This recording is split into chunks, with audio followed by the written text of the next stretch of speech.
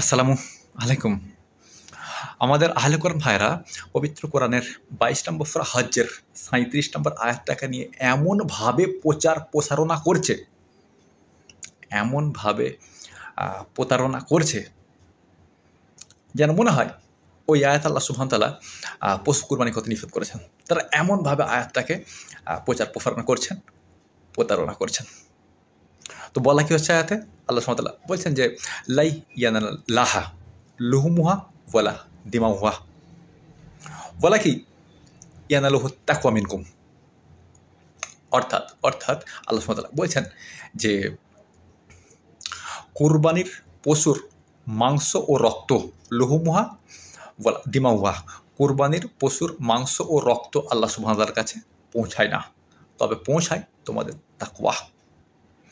তারা এই আয়াতটাকে নিয়ে এমনভাবে প্রচার প্রসারণা করছে, মানুষের সঙ্গে প্রতারণা করছে, যেন মনে হয় এই আয়াতে আল্লাহ সুবহানাহু ওয়া তাআলা পশু কুরবানি করতে নিষেধ করেছেন। এবং তারা অনেক পশুপ্রেমী। কোরবানির মাংস খেতে খেতে তারা কোরবানির বিরুদ্ধে পোস্ট করবে, মুরগির মাংস খেতে খেতে তারা কোরবানির বিরুদ্ধে পোস্ট করবে, মাছ খেতে খেতে তারা কোরবানির বিরুদ্ধে পোস্ট করবে। তারা এই ধরনের পশুপ্রেমী। মূলত এরা আহলে কোরআন নয়, এরা মূলত আহলে কিতাব, বাংলাদেশি খ্রিস্টান। এরা তিন চারটে রূপ নিয়ে সমাজে কাজ করছে। এক, এরা সরাসরি খ্রিস্টান রূপ নিয়ে সমাজে কাজ করছে এবং ইসলামের বিরুদ্ধে প্রচার প্রসারণা করছে। দুই, এরা নাস্তিক সেজে যায়। এরা সোশ্যাল মিডিয়ায় ফেক অ্যাকাউন্ট খুলে নাস্তিক সেজে, মুসলিম নাম নিয়ে নাস্তিক সেজে ইসলামের বিরুদ্ধে প্রচার প্রসারণা করছে। আর এদের ৩ নম্বর রূপটা হলো এরা আহলে কোরআন সেজে ইসলামের বিরুদ্ধে প্রচার প্রসারণা করছে। মানে মিথ্যা কথার একটা হাত থাকে, সেটা আপনি এখন বুঝতে পারবেন।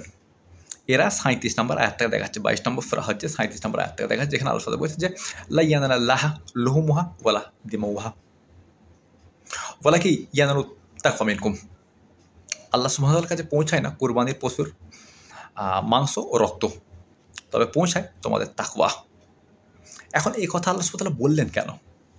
কারণ সেই যুগের লোকেরা এরকমটা বলতেন যে কুরবানির পশুর মাংস এবং রক্ত আল্লাহ সুবহানাহু ওয়া তাআলা উপভোগ করেন। সেই জন্য আল্লাহ সুবহানাহু ওয়া তাআলা বলছেন যে লা ইয়ানালাল্লাহা লুহুমুহা ওয়ালা দিমাউহা। বলা কি? ইয়ানালু তাকওয়া মিনকুম। কুরবানির পশুর রক্ত ও মাংস আল্লাহর কাছে পৌঁছায় না, তবে পৌঁছায় তোমাদের তাকওয়া। তাকওয়া পৌঁছায়, ব্যাপারটা আসলে কি? তাকওয়াটা কি? আল্লাহ সুবহানাহু ওয়া তাআলা যেভাবে কুরবানির পশু কুরবানি করতে বলেছেন, যেভাবে পশুর মাংস বিলি করতে বলেছেন, সেইভাবে বিলি করার নামই হলো আল্লাহর বিধান মেনে নেওয়া, এবং এটাকেই বলা হচ্ছে তাকওয়া। অর্থাৎ আল্লাহ সুবহানাহু ওয়া তাআলার কাছে পৌঁছায় না কুরবানির পশুর মাংস ও রক্ত, তবে পৌঁছায় তোমাদের তাকওয়া। আল্লাহ সুবহানাহু ওয়া তাআলা যে বিধান দিয়েছেন, সেই বিধানটা তোমরা যখন মেনে চলবে, ওই তাকওয়াটা আল্লাহ সুবহানাহু ওয়া তাআলার কাছে পৌঁছায়। এখানে তাকওয়া বলতে অবশ্য ইবাদত। যাই হোক, তো আল্লাহ সুবহানাহু ওয়া তাআলার কাছে পৌঁছায় তাকওয়া, পৌঁছায় না কুরবানির রক্ত মাংস। কারণ তারা বলতেন কুরবানির রক্ত, পশুর রক্ত ও মাংস আল্লাহ সুবহানাহু ওয়া তাআলা উপভোগ করেন। ওই জন্য আল্লাহ সুবহানাহু ওয়া তাআলা বলছেন যে কুরবানির পশুর রক্ত মাংস আল্লাহর কাছে যায় না, যায় তোমাদের তাকওয়া। সঠিক পদ্ধতিতে কুরবানি করো এবং কুরবানির পশুর মাংস বিলি করো। এই সূরার আয়াত নাম্বার ২৬ থেকে ৩৭ পর্যন্ত পড়ুন। সেখানে আল্লাহ সুবহানাহু ওয়া তাআলা কুরবানির বিভিন্ন নিয়ম নীতি বলে দিয়েছেন। ৩৬ নম্বর আয়াত আল্লাহ সুবহানাহু ওয়া তাআলা বলছেন, মানে ২২ নম্বর সূরা ৩৬ নম্বর আয়াত আল্লাহ সুবহানাহু ওয়া তাআলা বলছেন যে কুরবানির পশুর মাংস কীভাবে বিলি করতে হবে। আল্লাহ সুবহানাহু ওয়া তাআলা বলছেন যে যখন কুরবানির পশু জবাই করা হয়ে যাবে, তখন তার মাংসগুলোকে তোমরা ৩টে ভাগে ভাগ করবে। ফাকুলু মিনহা ওয়াতিমুল কানিয়া ওয়াল মুতারা।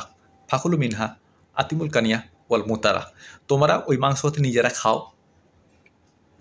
ওয়াতিমুল কানিয়া, এমন গরিবদেরকে খাও যাদের মাংসের প্রয়োজন রয়েছে কিন্তু লজ্জায় চাইতে পারছে না। আর এমন গরিবদেরকে খাও, ওয়াল মুতারা, আর এমন গরিবদেরকে খাও যারা লজ্জা ঘৃণা ছেড়ে হাত পেতে ফেলে, চেয়ে ফেলে।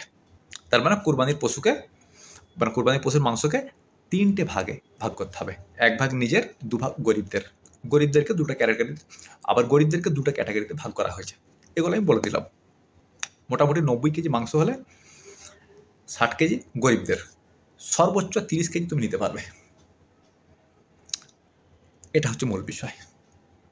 তারা ৩৭ নম্বর আয়াত থেকে এমনভাবে দেখাচ্ছে যেন মনে হয় আল্লাহ সুবহানাহু ওয়া তাআলা পশু কুরবানি করতে নিষেধ করেছেন।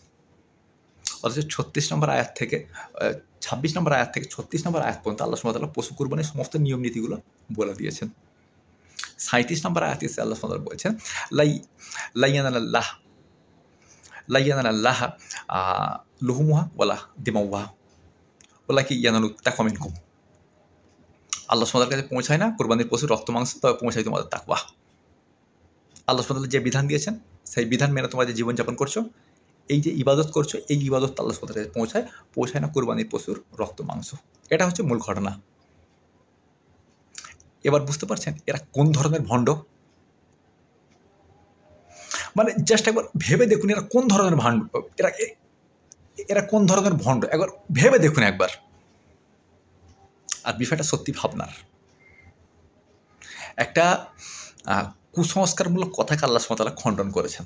একটা কুসংস্কারমূলক কথাকে আল্লাহ সুবহানাহু ওয়া তাআলা খণ্ডন করেছেন যে কুরবানির পশুর রক্ত মাংস আল্লাহর কাছে পৌঁছায় না। ওরা আয়াতটাকে কীভাবে দেখাচ্ছে যে কুরবানি করার দরকারই নেই, কারণ রক্ত মাংস আল্লাহর কাছে পৌঁছায় না। মানে ভণ্ডামির যে একটা সীমা থাকা উচিত, আমাদের আহলে কোরআন ভাইরা ভণ্ডামির সমস্ত সীমা পার করে ফেলে। কারণ এরা মূর্খ, এরা না পড়ে না বোঝে, আর না এরা আরবি বোঝে আরবি জানে। সাধারণ আরবি বোঝা জানা তো দূরের কথা, আরবি রিডিংও পড়তে পারে না। আর না এরা পড়াশোনা করে। এদেরকে যতটা ট্রেনিং দিয়েছে খ্রিস্টান মিশনারিরা, এরা তার বেশি কিছুই জানে না। এদেরকে শুধু 37 নম্বর আয়াতটা শিখে দেওয়া হয়েছে। 26 নম্বর আয়াত থেকে 36 নম্বর আয়াত পর্যন্ত আল্লাহ সুবহানাহু ওয়া তাআলা কুরবানির বিধান বলে দিয়েছেন যে কীভাবে কুরবানি করতে হবে, পশুর মাংস কীভাবে ভাগ করতে হবে, জানি না। এমন ভাব দেখায় সোশ্যাল মিডিয়ায় যেন মনে হয় একদম পারফেক্ট ইসলাম এরাই মেনে চলে, অথচ সবচেয়ে ভণ্ড হলো এরাই। এরা খ্রিস্টান মিশনারি। সোশ্যাল মিডিয়া 3 ভাবে কাজ করে। খ্রিস্টান সেজে কাজ করে, মুসলিম নাম নিয়ে খ্রিস্টান সেজে কাজ করে যে আমরা ইসলাম ত্যাগ করেছি, আমরা খ্রিস্টান ধর্ম গ্রহণ করে নিয়েছি কারণ ইসলাম খারাপ। এরা এভাবে কাজ করে। এরা নাস্তিক সেজে কাজ করে, মুসলিম নাম নিয়ে নাস্তিক সেজে কাজ করে, ইসলামের বিরোধিতা করতে শুরু করে। এরা মুসলিম নাম নিয়ে আহলে কোরআন সেজে কাজ করে, আপনাকে দেখাবে যে কোরআনের পক্ষে বলছে, কিন্তু ফাইনালি এরা পবিত্র কোরআনের বিরুদ্ধেই বলছে। যেমন দেখুন 26 থেকে 36 নম্বর আয়াত থেকে বাদ দিয়ে 37 নম্বর আয়াতটাকে নিয়ে হয়ে গেছে। দেখাচ্ছে যে আমরা কোরআনের পক্ষে বলছি, মানুষও ভেবে দেখবে সত্যি তো কোরআনের পক্ষেই তো বলছি, এরকম আয়াত তো রয়েছে পবিত্র কোরআনে। এরা এইভাবে ইসলামের ক্ষতি করে চলেছে। বাংলাদেশের মুসলিমদের এই বিষয়টা একটু ভেবে দেখা উচিত যে তাদের দেশে কিভাবে খ্রিস্টান মিশনারিরা এই 3 রূপে ইসলামের ক্ষতি করার চেষ্টা করছে। বিষয়টা তাদের চিন্তা ভাবনা করা উচিত। একটা জিনিস আপনাকে দেখাচ্ছি দেখুন। আমি প্রথমে আপনাকে একটা পোস্ট দেখাই। এই ভদ্রলোক একজন নাস্তিক। মানে সোশ্যাল মিডিয়ায় সে নাস্তিক বলে পরিচয় দেয়। এর নাম মিনহাজউদ্দিন, তবে আইডি নাম হচ্ছে মিনহাজউদ্দিন মিনহাজ। কারণ এরা তো মূর্খ, কিছুই জানে না। কারোর নাম এরকম হয় শুনেছেন? মিনহাজউদ্দিন মিনহাজ, এরকম কারোর নাম হয় না, কিন্তু নাম রেখেছে মিনহাজউদ্দিন মিনহাজ, তার মানে ফেক আইডি। দেখুন আবার ব্যাখ্যা করছে যে কুরবানির আসল অর্থ কী। লিখছে যে কোরআন মতে কুরবানি হলো পশু কুরবানি নয়। তাহলে কোরআন মতে কুরবানি হলো আত্মত্যাগ, প্রয়োজনে স্বার্থত্যাগ। ব্যাখ্যা করছে নাস্তিক, কিন্তু কোরআনের ব্যাখ্যা করছে। আবার দেখুন কীরকম ধার্মিক হওয়ার বিরোধিতা করছে। এদিকে কোরআনের ব্যাখ্যা করছে, আবার ধার্মিক হওয়ার বিরোধিতা করছে। আবার দেখুন কীরকম ইসলামের বিরুদ্ধে পোস্ট করছে। দেখুন, মানে জাস্ট লক্ষ্য করুন যে কীরকম ইসলামের বিরুদ্ধে পোস্ট করছে। তিনি আল্লাহকে সর্বশক্তিমান মনেই করেন না। তিনি বলছেন যে মসজিদ এবং মাদ্রাসাতে আল্লাহ টিকে আছে, মসজিদ মাদ্রাসার বাইরে আল্লাহ টিকতে পারে না। আল্লাহকে এবং ইসলামকে টিকিয়ে রেখেছে মোল্লারা, আল্লাহ নয়। মানে একটা লোকের কীরকম 3টে রূপ দেখুন। একই লোক কখন কোরআনের ব্যাখ্যা করছে, কখন ধার্মিক হওয়ার বিরোধিতা করছে, আবার কখন সরাসরি আল্লাহ বিরোধিতা করছে, আল্লাহর উপরে প্রশ্ন তুলছে, আবার কোরআনের ব্যাখ্যাও করছে। এই বিষয়গুলি কিন্তু আমাদের চিন্তা ভাবনা করা উচিত, আমাদের ভাবা উচিত। আচ্ছা, আরেকজন দেখুন কীরকম পোস্ট করেছে যে আল্লাহ সুবহানাহু ওয়া তাআলা কি এইরকম কুরবানির বিধান দিতে পারেন যে একদল মানুষ পশু কুরবানি করবে আর একদল মানুষ গরিব এবং তারা ওই মাংস নিয়ে খাবে। আল্লাহ সুবহানাহু ওয়া তাআলা কি এরকম বিভেদমূলক বিধান দিতে পারেন? আল্লাহ সুবহানাহু ওয়া তাআলা কি এরকম বিভেদমূলক বিধান দিতে পারেন? ইসলামে কি এরকমটা হতে পারে? তো ভাই তাহলে পবিত্র কোরআনে যে শত শত দানের আয়াত রয়েছে, মানুষকে দান কর, মানুষকে দান কর, মানুষকে দান কর, মানুষকে দান কর, শত শত আয়াত রয়েছে, ওই তাহলে আয়াতগুলোর কী হবে? এখন ওই আয়াতগুলোর কী হবে যেখানে মানুষদেরকে দান করতে বলা হয়েছে? তাহলে এক কাজ করুন, ওই সমস্ত আয়াতগুলো কোরআন থেকে সবচেয়ে বাদ দিয়ে দেন। এরা কিচ্ছু জানে না, এরা কিচ্ছু জানে না, এরা আসল কোনো মানুষও নয়, এরা সবাই খ্রিস্টান, শুধু বিভিন্ন কলা কৌশলে ইসলামের বিরোধিতা করছে। তারা কুরবানির বিরোধিতা করছে, কুরবানির মাংস বিলে বিরোধিতা করছে, আর এখানে যুক্তি কি দিচ্ছে? এটা তো বিভেদমূলক নীতি, একজন দেবা আর একজন হাত পাতবে।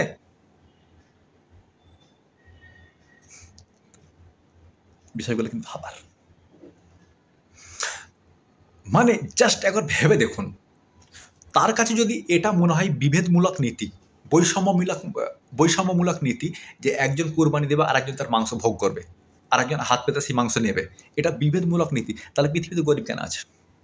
তুমি আহলে কোরআনের ব্যাপারটা বুঝতে পেরেছি, তুমি আহলে কোরআনের ব্যাপারটা আমি বুঝতে পেরে গেছি, তুমি আমাকে এটা এখন বলো তাহলে পৃথিবীতে গরিব আল্লাহ কেন রেখেছে? মানে এই বিভেদমূলক নীতিটাই আল্লাহ কেন রেখেছেন? কেন আল্লাহ সবাইকে ধনী করে দিচ্ছেন না কেন? এটা বিভেদ নয় যে পৃথিবীতে ধনী আছে গরিবে রয়েছে? এটা বিভেদ নয়? শুধু কুরবানির মাংস বন্টনের সময় তুমি বিভেদ দেখতে পাচ্ছ? এরা কেউ নয়, এরা সবাই বাংলাদেশি খ্রিস্টান, শুধু মুসলিম নাম নিয়ে বিভিন্নভাবে ইসলামের বিরুদ্ধে এরা কাজ করে যাচ্ছে, কখন নাস্তিক সেজে, কখন আহলে কোরআন সেজে। আমি কি ব্যাপারটা আপনাকে বুঝিয়ে বলতে পারছি? এদের কাজই এটা, এদের কাজই এটা, এর বাইরে এরা কিছু জানেই না। আর এমন নয় যে এরা সবাই আসল মুসলিম, এরা কেউ মুসলিম নয়। আর এরা যত লাফালাফি করে এদের সবারই ফেক আইডি। এরা কোনো দিন সোশ্যাল মিডিয়ায় কেউ ছবি আপলোড করে না। একটা বিষয় খুব লক্ষণীয় বিষয়, এরা সোশ্যাল মিডিয়ায় কোনো দিন কেউ ছবি আপলোড করে না। কেন? কারণ ফেক আইডি তো। যেদিন ফেসবুক ঘোষণা করবে, প্রত্যেকটা দেশের সরকারের সঙ্গে কথা বলে ফেসবুক ঘোষণা করবে যে আইডি খুলতে গেলে ন্যাশনাল আইডেন্টি প্রুফ লাগবে, ফেসবুক অ্যাকাউন্ট খুলতে গেলে ন্যাশনাল আইডি প্রুফ লাগবে, সেদিন দেখবেন আর কেউ আহলে কোরআন নেই, আর কেউ নেই, কারণ এগুলো সব ফেক আইডি।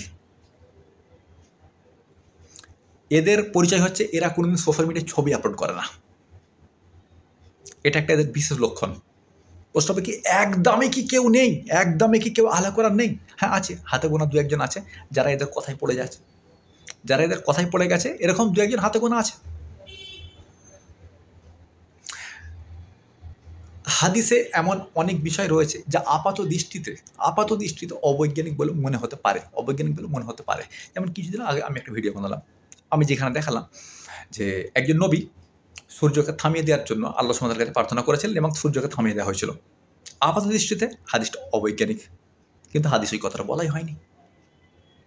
আবার এমন হাদিস দেখতে পাবো যে সূর্য আরশের নিচে গিয়ে আল্লাহকে সিজদা করা মানে সূর্য তো থেমে যায়, কিন্তু সূর্য কি থেমে যাওয়া সম্ভব নয়। আপাত দৃষ্টিতে মনে হয় হাদিসটা অবৈজ্ঞানিক। এখন তারা, মানে সাধারণ মুসলিমদের কথা বলছি, এখন তারা এই সমস্ত প্রশ্ন তো উত্তর দিতে পারে না। যখন নন মুসলিমরা, যখন নাস্তিকরা, যখন ইসলাম বিদ্বেষীরা এই ধরনের বিষয়গুলো আমাদের সামনে নিয়ে আসে, তখন তারা এগুলো তো উত্তর দিতে পারে না। যখন উত্তর দিতে পারে না তখন তারা এটা বলে আমার হাদিস মানি না। হাদিস মানার দরকারই নেই, কারণ হাদিসে এরকম অবৈজ্ঞানিক কথা রয়েছে, হাদিস মানার দরকার নেই। ওগুলো সব মোহাম্মদ সাল্লাল্লাহু আলাইহি ওয়াসাল্লামের কথাই নয়, এগুলো সব মানবরচিত। তখন তারা শুধু কোরআন মেনে চলে। এবং যখন এই ধরনের বক্তব্য তারা শোনে যে হাদিস মানার দরকার নেই, কোরআনে হাদিস মানতে হবে এমন কথা বলা নেই, যদি এমন আয়াত আমি 100টা দেখাতে পারবো, হাদিস মেনে চলতে হবে এমন আয়াত আমি 100টা দেখাতে পারবো। যখন তারা এই ধরনের কথা শোনে যে হাদিস মানার দরকার নেই, শুধু খালি কোরআন মেনে চললেই হবে, তখন তারা বলে বেশ, তো লোকটা বেশ ভালো বলেছে। তারা এদের ভিডিও শেয়ার করা শুরু করে। দু চারজন হাতে গোনা রয়েছে আহলে কোরআন যারা অল্প স্বল্প আরবি জানে, একদম কম, একদম নিচু লেভেলের আরবি জানে, ভালোভাবে রিডিংও পড়তে পারে না, আমার মতো এভাবে একটানা ভিডিও বানাতে পারে না। আপনি তাদের ভিডিও লক্ষ্য করে দেখবেন শুধু এডিটিং, কাট, কারণ তারা একটানা কথা বলতে পারে না। কিন্তু সোশ্যাল মিডিয়ায় নিজেকে পণ্ডিত হিসাবে জাহির করে, আর তাদের কিছু গণ্ড ভক্ত আছে, তাদের কিছু গণ্ড ভক্ত আছে যারা তাদের ভিডিওগুলো শেয়ার করে। আমি সাধারণ মুসলিমদের কথা বলছি আর কি। বেশিরভাগ আহলে কোরআন সোশ্যাল মিডিয়ায় কোনদিন তারা ছবি আপলোড করে না, তারা কোনদিন মুখ দেখায় না সোশ্যাল মিডিয়ায়, কারণ ওগুলো সব ফেক আইডি। যাই হোক, আমাদের এই বিষয়টা থেকে সচেতন থাকা উচিত। আমি আমার দর্শকদেরকে অনুরোধ করব যে আপনারা যত সম্ভব এই ভিডিওটা শেয়ার করুন, দিনের স্বার্থে এই ভিডিওটা শেয়ার করুন। ভিডিওটা শেয়ার করা খুব জরুরি। তারা এভাবে ইসলামের মারাত্মক ক্ষতি করছে। তারা সাধারণ মুসলিমদেরকে সংশয়বাদী করে দিচ্ছে যে আমরা যাবো কোন দিকে, হাদিসে যাব, এত অবৈজ্ঞানিক কথা যেগুলো উত্তর দিতে পারি না। আবার আমার মতো কিছু লোক আছে যারা হাদিসের পক্ষে কথা বলে, যারা কোরআন থেকে দলিল দেয় হাদিস মেনে চলে, তখন তারা ভাবে আমরা যাবো কোন দিকে। এভাবে তারা সংশয়বাদী হয়ে পড়ে, একটা পর্যায়ে তারা ইসলাম থেকে দূরে সরে যায়। ইসলামের বিরুদ্ধে এইরকম মারাত্মক একটা চক্রান্ত চলছে, আমাদের উচিত এর বিরুদ্ধে রুখে দাঁড়ানো, এর বিরুদ্ধে কাজ করা। আর এখানে আমাকে আপনারা সাহায্য করতে পারেন। আমার ভিডিওগুলো একটু কষ্ট করে শেয়ার করেন, এটা দিন এবং জাতির জন্য অনেক কল্যাণকর, বহু কল্যাণকর। একটু কষ্ট করে ভিডিওগুলো শেয়ার করেন এবং এভাবে শেয়ার করার মাধ্যমে আপনি দিন প্রচারকের ভূমিকা পালন করতে পারবেন। মোহাম্মদ সাল্লাম বলেছেন, বাল্লিগু আন্নি বলাম আয়া, মাত্র একটা আয়াত হলো তার প্রচার করা। আপনি নিজে একটা আয়াত না জানলে ভিডিওটা শেয়ার করতে পারেন। এখানে বহু আয়াতের আমি উদ্ধৃতি করেছি।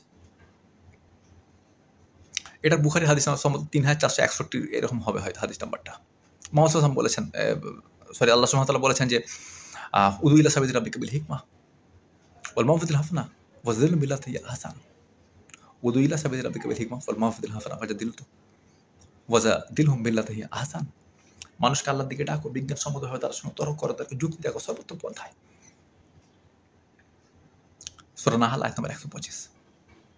এছাড়া আল্লাহ সুবহানাহু ওয়া তাআলা বলেছেন 41 নম্বর সুরা 33 নম্বর আয়াতে, 33 না 34, মনে হচ্ছে 34, 41 নম্বর সুরা আয়াত নম্বর 34 আল্লাহ সুবহানাহু ওয়া তাআলা বলছেন, নাকি 33, আচ্ছা যে কোনো একটা হবে, হয় 33 না 34, তো সম্ভবত আচ্ছা যে কোনো একটা হবে 33 না 34, যেখানে আল্লাহ সুবহানাহু ওয়া তাআলা বলছেন যে ওমান আহসানু কাওলাম মিম্মান দাআ ইলাল্লাহ ওয়া আমিলা সালিহান ওয়া ক্বালা ইন্নানী মিনাল মুসলিমিন। তার চাইতে উত্তম আর কি আছে যে মানুষকে আল্লাহর দিকে ডাকে, ওয়া আমিলা সালিহান, আমল সালেহ করে, নেক আমল করে, ওয়া ক্বালা ইন্নানী মিনাল মুসলিমিন, এবং দাবি করে যে আমি একজন মুসলিম। সুতরাং দিন প্রচার করতে হবে, দিন প্রচার করা ফরজ। আল্লাহ সুবহানাহু ওয়া তাআলা বলেছেন, মুহাম্মদ সাল্লাল্লাহু আলাইহি ওয়াসাল্লাম বলেছেন, সেই দিন প্রচারের স্বার্থে ভিডিওটা শেয়ার করুন। আপনিও দিন প্রচারকের ভূমিকা পালন করতে পারেন এভাবেও। মনে রাখবেন, মুসলিমদের বিরুদ্ধে গোটা পৃথিবীব্যাপী বিরাট বড় চক্রান্ত চলছে, বিরাট বড় চক্রান্ত চলছে। মুসলিমদেরকে দিন থেকে সরিয়ে দেওয়ার, মুসলিমদেরকে দিন থেকে সরিয়ে দেওয়ার চক্রান্ত চলছে। ভারতে চক্রান্ত চলছে, পুরো পৃথিবীতে চক্রান্ত চলছে। ভারতে একটা মারাত্মক চক্রান্ত চলছে এবং বাংলাদেশেও মারাত্মক একটা চক্রান্ত চলছে। প্রেমের ফাঁদে ফেলে মুসলিম মেয়েগুলোকে হিন্দু বানানো। ভারতে এটা এখন হই করে চলছে, বাংলাদেশেও হচ্ছে। প্রেমের ফাঁদে ফেলে মুসলিম মেয়েদেরকে হিন্দু বানানো ভারতে র্যাম করে চলছে, বাংলাদেশে চলছে। আমাদের আলেম সমাজ এখানে চুপচাপ, এখানে তাদের কোনো ভূমিকা নেই, অথচ তাদের এখানে ভূমিকা থাকা উচিত ছিল।